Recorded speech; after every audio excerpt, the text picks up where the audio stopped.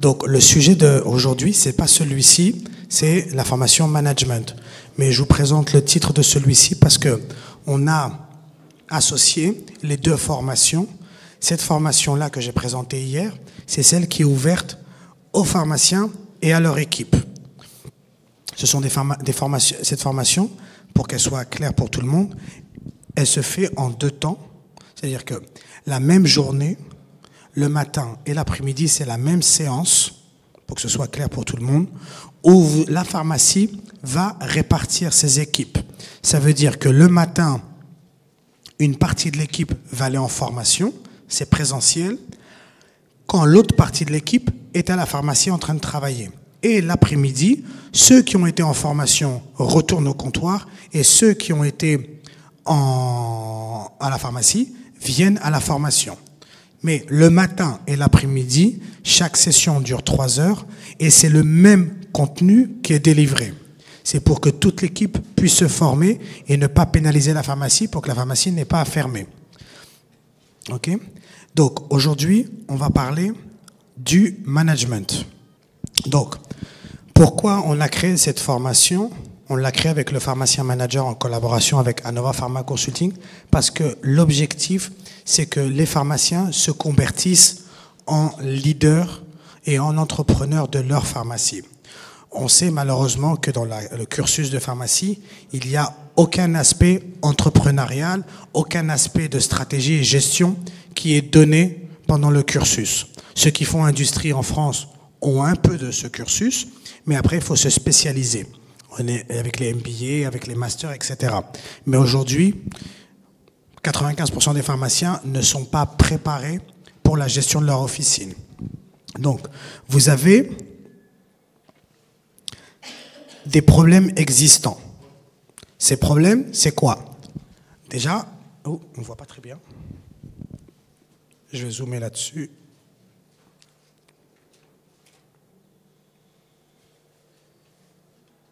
Donc vous avez un problème de réduction des marges.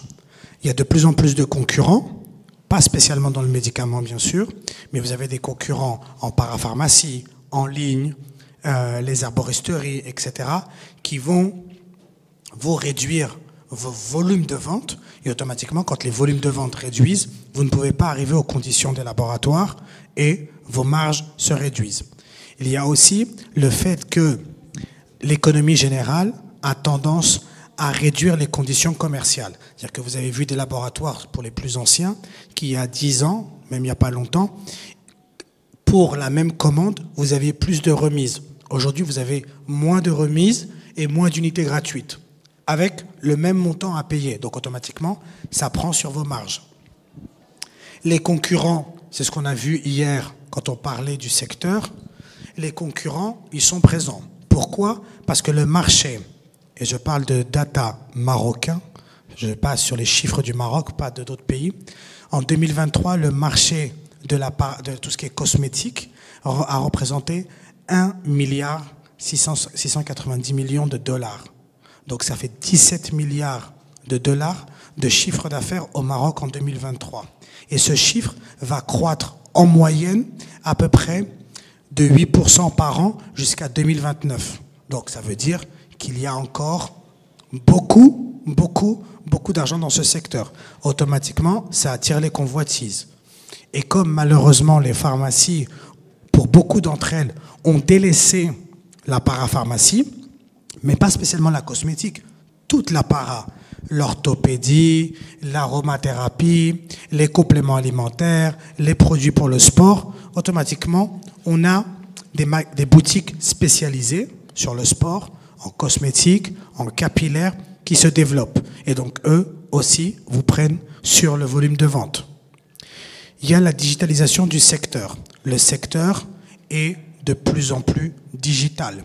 Vous avez les ventes en ligne, vous avez ces mêmes concurrents qui ont développé leur site web, donc ils sont présents localement, par exemple, dans une zone géographique où ils vont, entre guillemets, vous capter vos clients, mais ils sont aussi en ligne. Donc ceux qui étaient loin Parce qu'ils disent non, côté para, c'est à Casa. Oui, mais côté para, ils envoient dans tout le Maroc aujourd'hui. Donc, peu importe que vous soyez à Oujda, à Agadir ou à Tanger, côté para, vous faites de la concurrence aussi. Et ça aussi, c'est dû le fait que les pharmaciens, mais ça, c'est un problème spécifique aux pharmaciens, les pharmaciens ont raté la digitalisation. Et c'est pas parce que vous l'avez raté qu'il faut pas le faire. Ok, j'ai pas pris le train quand il fallait, mais il faut que je le prenne maintenant. Il faut se digitaliser. C'est pas un choix, c'est une obligation. Ensuite, vous avez, et ça, malheureusement, c'est indépendamment de vous, les changements de politique sanitaire. En fonction des gouvernements, en fonction des conjonctures économiques, les politiques changent. Après, c'est un autre débat. On ne va pas rentrer dans ce débat. Nous aussi, on est assez choqués que voir qu'il y a de l'inflation, tout sauf sur le médicament. Le médicament, c'est le seul produit qui, depuis les 2 dernières crises, a baissé. Par contre, le gasoil, qui sert à fabriquer le médicament, a augmenté. Donc, automatiquement, les laboratoires, c'est pour ça qu'ils vous réduisent les marges. Parce qu'eux-mêmes, leurs coûts ont augmenté. Donc, tout augmente, sauf les prix des médicaments. Tout le reste, ça augmente. Et malheureusement, vous avez aussi dans la politique qui n'agit pas sur les prix du médicament, sur la politique sociale et économique, où on demande aux entreprises d'augmenter les salaires. Mais ces salaires, il faut bien les trouver quelque part. C'est à travers les ventes. Donc automatiquement, il faut que mes ventes soient plus profitables, plus rentables, pour pouvoir augmenter les salaires de mes employés. Ce point-là, c'est le plus important. Il y a un manque de professionnalisation du secteur. Beaucoup de pharmaciens, quand ils nous posent la question pour le consulting, combien de temps on va travailler avec nous? Le temps que vous avez besoin de travailler avec nous. Ils me disent, oui, mais moi, je ne vais pas travailler toute ma vie avec vous. On ne veut pas travailler toute notre vie avec vous. Par exemple, ici, on a une cliente, on n'est pas toute notre vie avec elle. Mais après, il faut comprendre que dans certains moments, vous aurez besoin d'un accompagnement. Coca-Cola, par exemple. Je prends toujours l'exemple de Coca-Cola. Vous pensez que Coca-Cola, il n'embauche pas des boîtes de consulting? Tout le temps. Parce qu'il a besoin d'externaliser certains services, il a besoin d'avoir une vision différente, il a besoin justement de développer quelque chose qu'il ne sait pas faire. Donc, il peut créer la structure, ça va lui prendre du temps et de l'argent et des moyens, ou dire, voilà, eux, ils savent faire, je les embauche pendant ce temps pour qu'ils me fassent ou qu'ils me créent cette plateforme dont j'ai besoin. Nous, chez Anova Pharma Consulting, c'est pareil. On ne sait pas tout faire à 100%. Donc, c'est ce que je disais hier, que je vous commentais qu'on est en train de développer une plateforme numérique pour le pharmacien. Cette plateforme numérique, est-ce qu'on peut la faire nous-mêmes? La réponse est oui. Est-ce qu'on peut la développer tout de suite? Non. Si on veut la développer par nous-mêmes, il faut déjà former les équipes à développer cet outil. On a l'option de prendre une entreprise spécialisée dans le digital qui fait ces services et on s'est mis en contact avec eux, on a cherché différents devis, on s'est mis d'accord avec un fournisseur et on va travailler avec ce fournisseur. Mais oui, vous pouvez tout faire, vous devez savoir tout faire, mais vous ne pouvez pas tout faire dans le temps qui vous est imparti dans la journée, dans le mois et dans l'année. Et à part le digital, vous avez les marketplaces. Et ça se développe beaucoup. Les marketplaces, c'est aussi quelque chose qui, malheureusement, sur le médicament, ou heureusement, on ne peut pas développer le médicament, mais par exemple, le marketplace, vous avez Glovo. Combien d'entre vous sont sur Glovo? Vous aussi. Donc, vous êtes 2 pharmacies. Combien de titulaires de pharmacie j'ai ici? Levez la main. Oui, donc vous êtes tous titulaires. OK? Donc, vous voyez, il y a déjà un problème, parce que Glovo, ce n'est pas Anova Pharma Consulting, ni le pharmacien manager. Glovo, c'est Glovo. Ils sont là depuis plusieurs années au Maroc. Ils passent à la télévision, ils passent sur les réseaux sociaux. Donc, et même vous, j'en suis sûr, combien d'entre vous ont utilisé Glovo une fois dans leur vie? Pas pour la pharmacie, en général. Donc, vous avez utilisé Glovo, mais vous n'avez pas pensé à mettre Glovo dans votre para. Non. Donc, vous voyez qu'il y a ce souci, justement, de passer le pas. C'est important d'être toujours à l'affût des dernières nouveautés légales, bien sûr, et être présent sur ces plateformes, parce que ça vous donne une visibilité.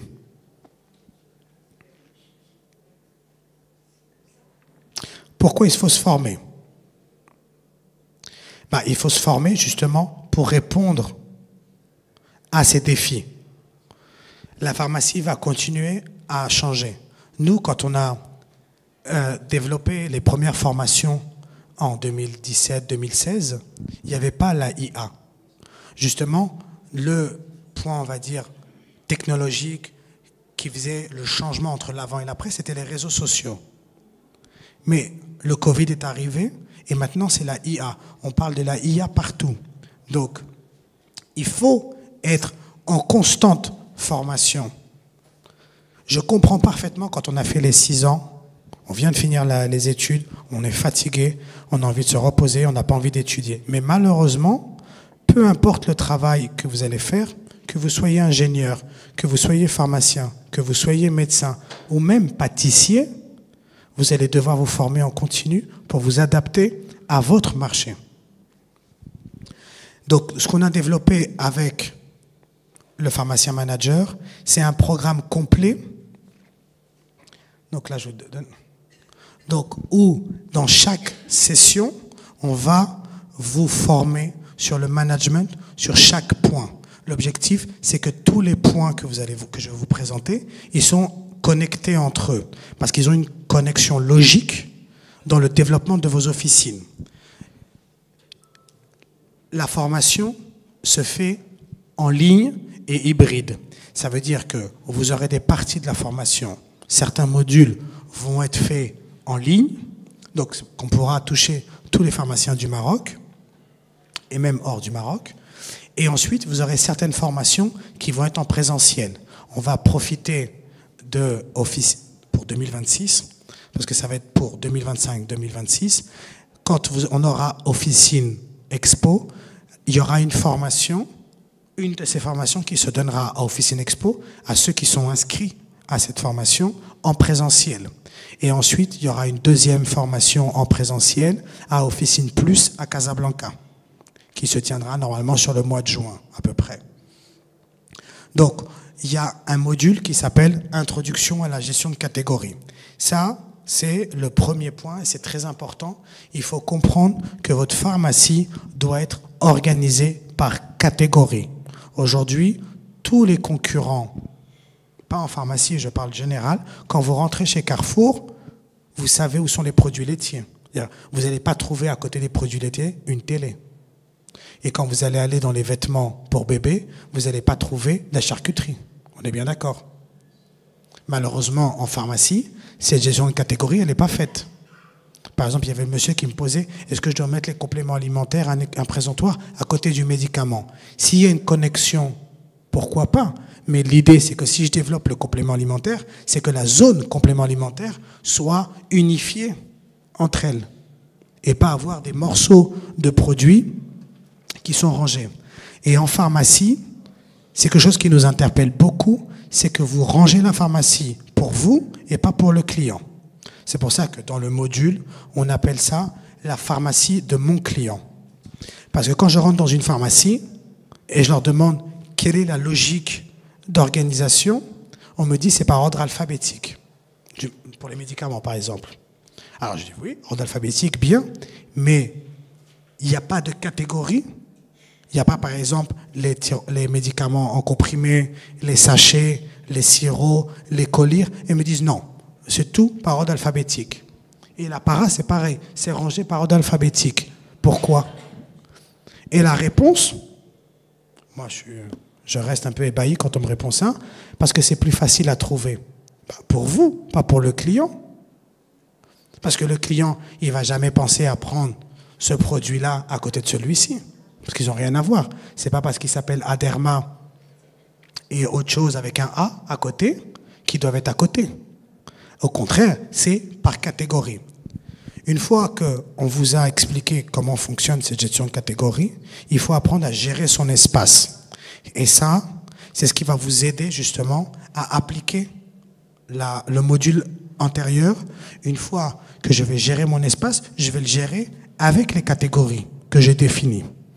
Et cette gestion de l'espace et du merchandising va permettre de vous donner les acquis nécessaires pour que votre pharmacie change continuellement. Je rentre dans des pharmacies, ça peut être, c'est triste de le dire, vous rentrez dans une pharmacie, vous revenez dans 5 ans, elle n'a pas changé. Les produits sont rangés au même endroit.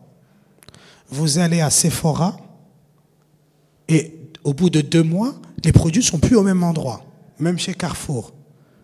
Parce qu'ils adaptent leur espace, le merchandising, en fonction des promotions, en fonction de la saisonnabilité, en fonction de la rotation des stocks des produits. S'il y a des produits qui ont moins tourné pour justement leur donner plus de visibilité, ils vont les mettre sur une zone chaude. Si on est en hiver, ils vont pas mettre les crèmes solaires. Ils vont mettre plutôt les produits pour l'hiver. Et au contraire, quand l'été arrive, on mettra les solaires, etc. Donc, c'est très important. Ce module, vous allez voir, on parle de l'armoire. Votre armoire à vêtements, vous-même, vous l'adaptez. En hiver, les produits, les vêtements les plus chauds sont à portée de main. Et tous les vêtements, on va dire très légers, sont ou rangés parce qu'on ne va pas les utiliser, ou ils sont loin de la portée de main parce que ce n'est pas quelque chose que je vais prendre fréquemment. Et l'été, c'est le contraire. Vous n'avez pas vos manteaux à portée de main l'été parce que vous dites non, je vais mettre mes petites chemises, je vais mettre mes petits t-shirts, etc. Donc c'est quelque chose que, intuitivement, vous le faites chez vous, mais pas, vous ne le faites pas dans vos pharmacies. Et donc dans ce module, on va voir cette partie-là. On verra aussi un module spécialement sur le marketing et la fidélisation, comment développer une communication efficace et fidéliser mon client. Le fidéliser via la visibilité que je donne à certains produits, donc il a envie de revenir, et la fidélité via un système de fidélisation optimal qui va permettre au client d'être récompensé par ses achats ou par ses venues. Un module très complet sur la gestion de stock. Aujourd'hui, malheureusement, c'est quelque chose qui fait défaut aux pharmaciens. Là, quand mes équipes parlent de gestion stock, les gens me disent « Sobrus fait ma gestion stock ». Parce que c'est ce qu'on nous a dit. Alors je dis « Oui, c'est très bien. Mais qu'est-ce que vous entendez par la gestion stock par Sobrus ?» Ces personnes, pour eux, c'est le fait que Sobrus lui dise « Sur le Doliprane, 1 gramme comprimé effervescent, j'en ai 15. Sur le rhinomycine sachet, pas quoi, j'en ai 12. » Ça c'est pas de la gestion stock. Ça s'appelle un inventaire. C'est uniquement ce que vous avez en stock. Vous savez que vous avez 15 rhinomycines. Mais ça ne nous dit pas la rotation, ça ne nous dit pas à quelle marge vous l'avez acheté, si c'était bénéfique ou pas. Donc, la gestion stock, c'est aussi connaître la rotation de ces produits et savoir ce que j'ai besoin dans le futur pour adapter mon stock. Et ça passe par l'ABCD et le stock minimum et stock maximum. C'est ce qui va vous permettre, parce qu'aujourd'hui, quand on va dans des pharmacies, la plupart commandent de 2 façons. À l'ancienne, à la louche, les trous qui manquent dans la pharmacie. Voilà, il manque ça, ça, ça, je commande. Donc on appelle le grossiste. Donc j'ai un employé, quand on me posait la question du vol, bah oui, mais si l'employé est au téléphone, moi j'ai le temps de le voler. Pourquoi il est au téléphone? En 2025, il y a connexion Internet. Les grossistes sont sur les plateformes digitales. Ils ont leur propre site. Pourquoi je suis au téléphone avec le grossiste? J'appelle le grossiste. Quand il y a un produit qui est manquant, je veux savoir s'il est revenu ou j'ai un doute sur une référence et j'ai besoin de consulter l'opérateur. Oui, mais ça, j'appelle le grossiste 1-2 fois par jour. Moi, les grossistes, en Europe, la dernière fois que je leur ai parlé, c'était il y a 2 semaines parce que la commande d'un client n'arrivait pas, il était 19h. Mais c'était juste pour ça. C'est pas pour savoir si est-ce qu'ils ont du paracétamol. Bien sûr qu'ils ont du paracétamol. Je n'ai pas besoin de les appeler pour ça. Je me connecte, je lance la commande. Et l'autre façon, c'est, alors, c'est pas mieux que la première, c'est ce que j'ai vendu dans la journée. Je commande ce que j'ai vendu. Alors ça, c'est aussi très mauvais. Pourquoi? Un exemple concret. Vous avez ces 2 bouteilles d'eau que vous avez commandées il y a 6 mois. Elles ne sont jamais sorties. Aujourd'hui, un employé, par miracle, a vendu une bouteille. Donc quand vous commandez sur les ventes journalières, le programme dit il faut recommander une bouteille. Est-ce qu'il fallait commander la bouteille? Non. Et ça, je le vois en continu. Ça, c'est une discussion que j'ai sans fin avec les titulaires. Et il me dit non, parce qu'on l'a vendu. Oui, mais vous l'avez vendu, mais ça fait 6 mois que le produit ne s'est pas déplacé. Et le stock mort, c'est encore pire. J'ai des pharmaciens, ici au Maroc, quand on leur a fait l'analyse du stock mort, il y avait des produits qui n'avaient pas bougé depuis 3 ans. 3 ans. Je ne vous dis pas 6 mois, je vous dis 3 ans. Et là-dedans, il y avait des antibiotiques des formes très très spéciales. La preuve, en 3 ans, je n'en avais jamais vendu. Je leur ai dit, celui-ci, il faut l'éliminer, il faut l'envoyer à votre collègue qui le vend. Ils m'ont dit, non, au cas où j'ai une ordonnance. Au cas où quand? Quand le produit sera périmé? Parce que j'ai fait, ça fait 3 ans que tu n'as pas vendu le produit. En plus, en période de Covid, les antibiotiques se sont vendus énormément. J'ai fait, si tu ne l'as pas vendu dans cette période, tu ne vas pas le vendre après. Quelle garantie te donne que tu vas le vendre? Et donc, elles n'ont pas voulu changer le produit. Elles ont voulu garder le produit. Là, j'imagine qu'il est périmé. Donc, le stock mort, c'est quelque chose que vous devez contrôler. Ça doit être votre hantise dans votre pharmacie. Et au contraire, ce qu'on verra dans la formation, c'est tout le stock A. C'est celui-là qui va vous permettre d'augmenter vos marges. Le A et le B, c'est celui-là qui va vous augmenter les marges parce que vous allez pouvoir faire vos marchés et performer sur les mêmes ventes. Cette gestion de stock, et là on ne parle pas de formation des équipes, c'est former à vous les titulaires. Vous pouvez ne pas former vos équipes. Si vous vendez 10 000 dirhams avec une marge de grossiste à 35, avec votre remise, ça fait 35, vous faites 3 500 dirhams de bénéfices avant de payer les charges, etc. Mais si ces 10 000 dirhams, vous les aviez commandés avec une marge de 45, et vous ferez 4 500. Ça fait 1 000 dirhams en plus de manière passive parce que ces ventes, vous les faites déjà. Ce n'est pas vos employés qui vont créer la vente. Vous la faites déjà, ces ventes. L'idée, c'est faire gagner de l'argent sans changer la structure de votre pharmacie physiquement. Mais oui, en la changeant en termes de gestion. Ensuite, on a achat et négociation. Aujourd'hui, vous êtes beaucoup à ne pas faire de marché parce que vous avez peur. Vous me dites les quantités sont énormes, etc. Justement, dans ce module, on va voir comment on peut acheter sans spécialement s'endetter et éviter de courir après la marge. Parce que on a été voir un client à Bosneka qui nous disait qu'il faisait sur certains laboratoires une commande de 1 an. Alors là, nous, on s'est dit, et vous rangez ça où? Il nous a dit, j'ai pris un local en face. Donc en plus de payer la commande d'un coup, vous payez le loyer en face. Et il fait, oui, je prends un loyer.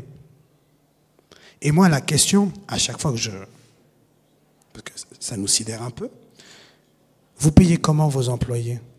En boîte de Doliprane ou en argent? Parce que moi, j'accepte pas. Nous, chez Anova, vous nous payez en argent. Moi, en boîte de Rinomycine et Doliprane, j'en veux pas. Donc, c'est toujours mieux, et ça, ce sont des experts financiers qui vous disent, c'est toujours mieux d'avoir la trésorerie que d'avoir le produit en stock sur une période supérieure à son délai de paiement. Ça veut dire que si ce laboratoire me donne un délai de paiement de 60 jours, je dois avoir 60 jours, je peux avoir 90 jours de stock, mais je ne peux pas avoir 10 mois de stock. Ce n'est pas possible. Même, quand on parle concrètement du Doliprane, dire oui, mais le Doliprane, on le vend sûr. Oui, vous le vendez sûr, mais à quoi ça sert d'avoir 10 mois de trésorerie bloquée? Parce qu'après demain, quand vous avez l'autre laboratoire qui lui aussi vous laisse de bonnes conditions et vous dit voilà la condition, ah, j'ai pas d'argent. Et donc du coup, vous avez perdu l'argent. Et quand vous allez vouloir commander à ce laboratoire, vous allez demander une ligne de crédit à votre banque. Votre banque, vous pensez qu'elle va vous prêter l'argent gratuitement? Mais non, c'est son travail de prêter de l'argent. Donc, les intérêts vont vous rogner la marge que vous avez gagnée sur l'autre laboratoire. Donc, vous ne ferez plus la marge que vous escomptiez. Ou vous allez faire moins.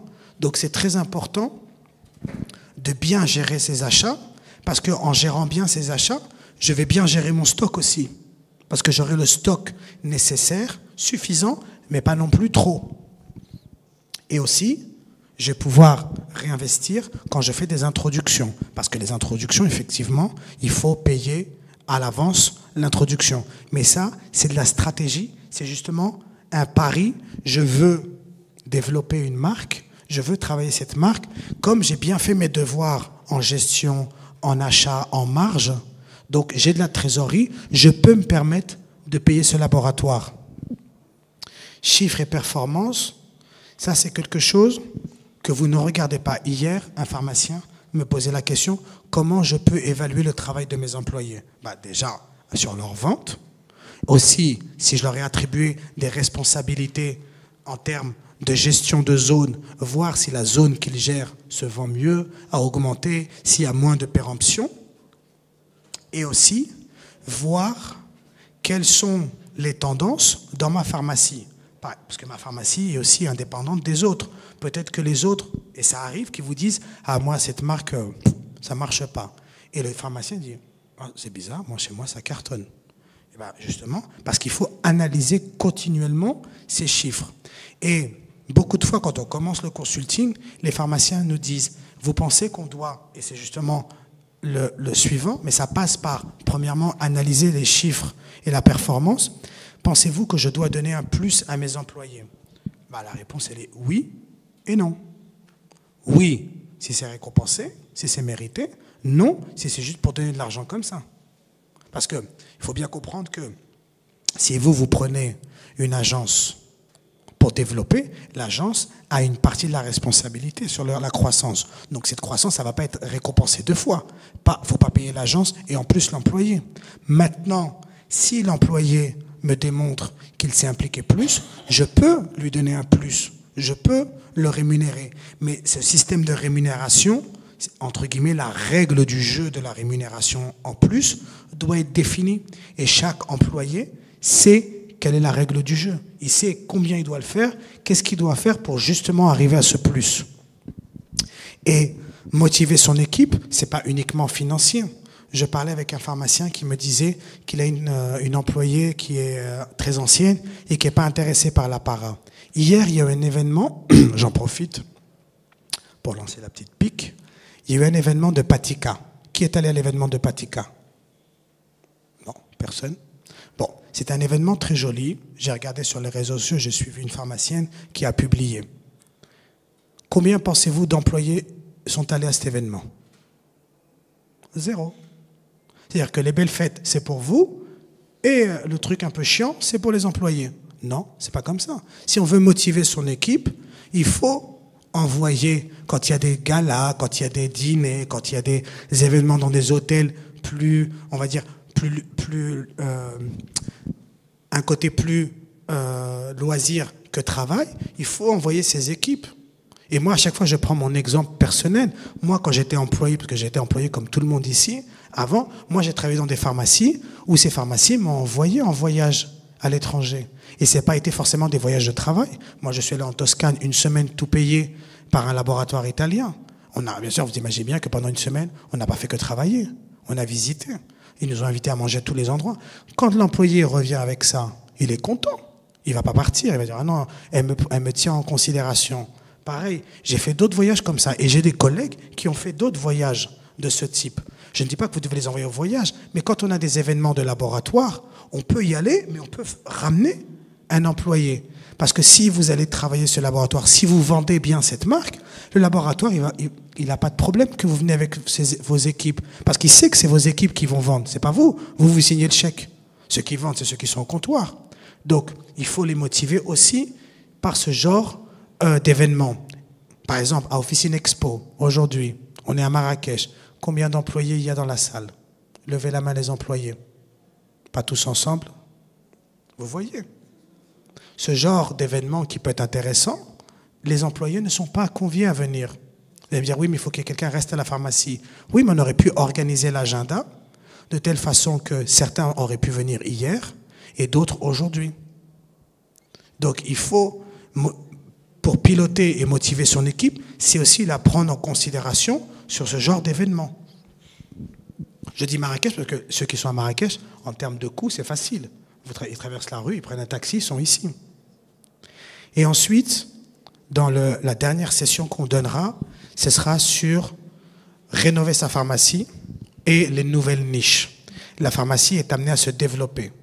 Il faut se développer, il faut aller chercher ce qui va nous différencier des autres. Il ne faut pas attendre que les autres le fassent pour que moi je le fasse.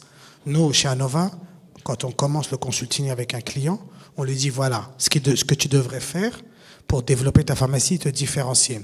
Maintenant, parce qu'il y a des pharmaciens qui me disent non, les autres ne le font pas, qu'est-ce qu'ils vont dire de moi si je fais ça? Mais on s'en moque des autres. Nous, ce qui nous intéresse, c'est le client. Est-ce que le client veut ce produit? Est-ce que le client veut ce service? La réponse, elle est oui.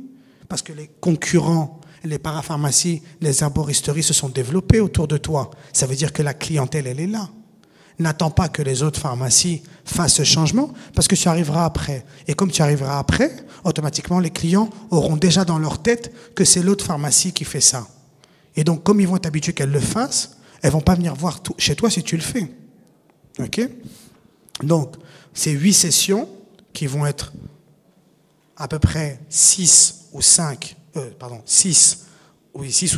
qui vont être en ligne et 2 ou 3 qui vont être en présentiel. Cette formation de management, elle est ouverte aux pharmaciens et à leurs bras droits. Je vous explique. Par exemple, j'ai ma pharmacie et j'ai un employé, pharmacien ou pas, qui m'aide sur les commandes, qui m'aide justement sur la gestion de l'équipe parce que c'est le manager. Donc vous pouvez le faire venir à cette formation. Au contraire, par exemple, je suis pharmacien, mon fils ou ma fille va reprendre ma pharmacie, elle est en dernière année où elle travaille avec moi, bien sûr qu'elle doit venir à la formation. Parce que c'est elle ou lui qui va reprendre le relais, donc il doit être formé. Cette formation, elle est ouverte aux pharmaciens et à leur bras droit. Bras droit si vous avez. Si vous n'avez pas de bras droit, vous-même. OK? Et l'objectif, c'est que vous allez pouvoir appliquer les acquis au rythme de votre officine. Parce qu'entre chaque session, pareil dans la formation pratique de parapharmacie, je vous donne des petits exercices que vous devez faire pour la prochaine fois. Par exemple, je dis préparer une affiche pour telle promotion, comment préparer une commande. Par exemple, je vous donne le cas d'une pharmacie avec sa rotation et vous faites l'exercice. Après, je vous dis, maintenant, dans votre pharmacie, vous allez me chercher le laboratoire qui a la pire rotation et vous allez me faire l'ABCD comme je vous l'ai expliqué et vous le ramenez la prochaine fois et on va analyser comment, ensemble, on va pouvoir corriger le tir. Et l'objectif, c'est un peu comme à l'école où, au fur et à mesure qu'on avance, vous avancez sur le terrain. Moi, je ne fais pas de formation théorique pour que vous ayez un beau diplôme. Ça, c'est pas nous. Ça, c'est la fac. Nous, notre objectif, c'est que votre entreprise soit performante. Donc, ce module de formation, il est associé ou désassocié au module que je vous ai montré avant, reconquérir le marché de la parapharmacie. Ça veut dire que vous pouvez les prendre séparément. Ça veut dire, je ne veux pas faire ce module, je veux juste le module reconquérir la parapharmacie. Vous pouvez vous inscrire, vous avez le personnel qui est à l'extérieur pour vous inscrire. Ou sinon, vous dites, moi, je suis uniquement intéressé sur le module de management, la formation de management. Donc, je m'inscrire que sur ce module-là. En plus, comme c'est en ligne, ça m'arrange parce que je n'ai pas à me déplacer. Et si vous faites les deux, il y a une réduction sur le combiné. J'en profite parce que je vois des collègues qui ne sont pas du Maroc. Vous êtes Côte d'Ivoire, Sénégal. Donc, la formation de reconquérir le marché de la para, elle se fait en présentiel. Donc, vous ne pourrez pas assister. Donc, vous, par exemple, vous pouvez assister à la formation management parce qu'elle se fait en ligne. Et après, ceux qui viendront à Marrakech, comme elle sera rediffusée, ceux qui ne pourront pas venir pour des raisons personnelles ou parce qu'ils ne veulent pas venir cette année, ils auront accès à cette formation en retranscription.